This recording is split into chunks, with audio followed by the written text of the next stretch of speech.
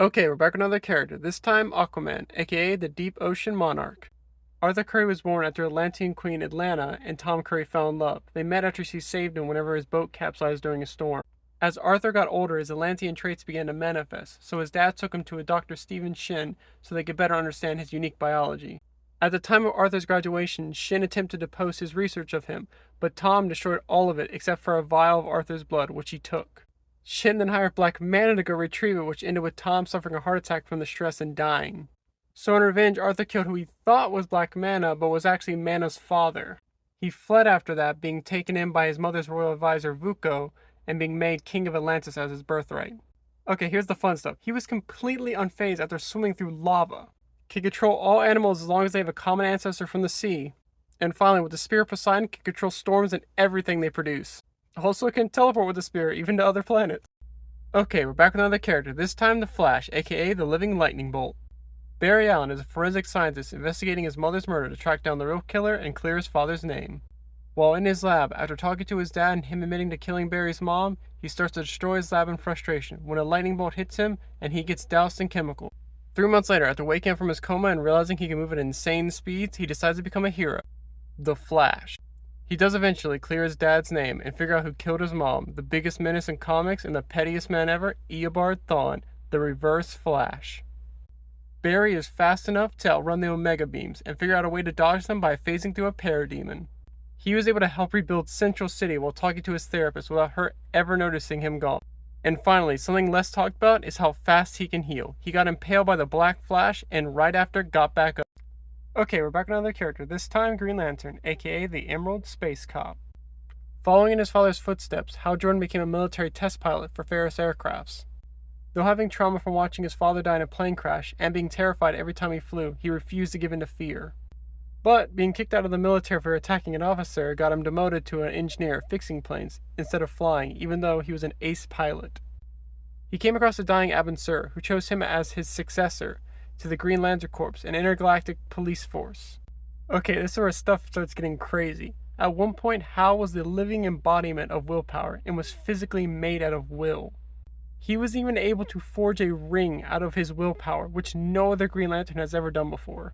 And finally, he's turned himself into pure willpower and destroyed War World, which is the size of a dwarf star, and almost killed a parallax-amped Sinestro. Okay, we're back to another character, this time Martian Manhunter, aka the Last Mars Survivor.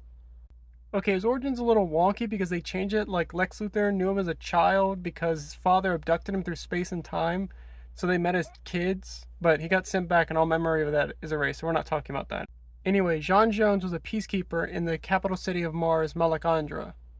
He was married to Myra and had a daughter named Kahim, both of whom died to a telepathic plague known as Hoanmir's Curse. As he watched both his wife and daughter burn, as the curse triggered Martian's innate fear of fire, causing him to burn both in mind and body, it nearly broke him.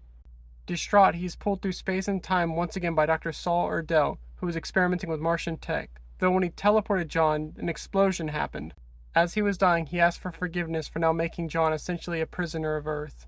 J'onn helped to pull the Earth with Wonder Woman and Superman, being equal in strength with them. Finally, and funny enough, he has an addiction to Chocos, pretty much Oreos, and will Hulk out if he doesn't get them. Okay, we're back with another character, this time Batman, aka the Gothic Dark Knight.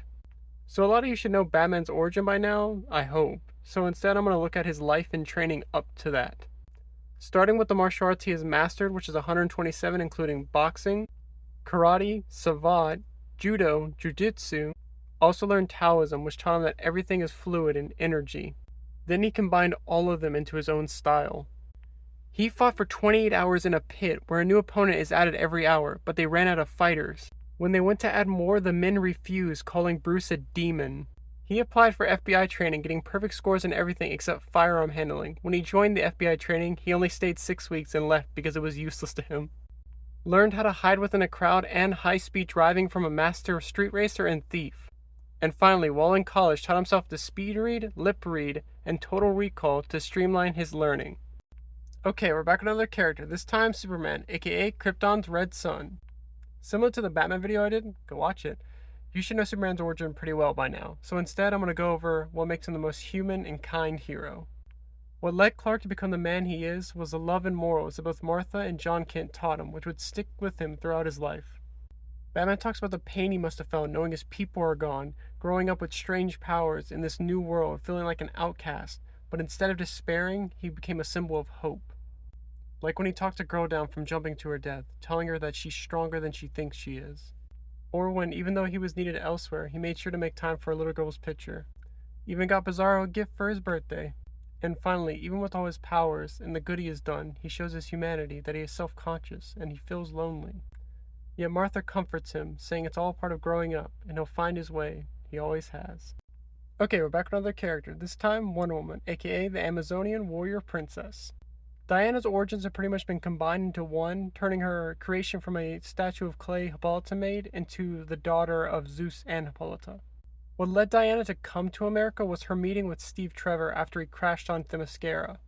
After she nursed him back to health, she competed in a contest for who would take him back to man's world and spread the Amazon's message of peace. She won despite being told that she would never be able to come back to Themyscira. This probably isn't canon, I don't know, but in 1939 she stopped a Nazi assassin from killing Franklin Roosevelt, later becoming a founding member of the Justice Society. Now time for the insane stuff. Her bracers can block Darkseid's Omega beams. Her sword is sharp enough to cut an atom in half. Batman has stated the only one who could stop her would be Superman. And finally, if her braces are removed, she goes into a berserker rage, easily capable of brutally beating gods to near death.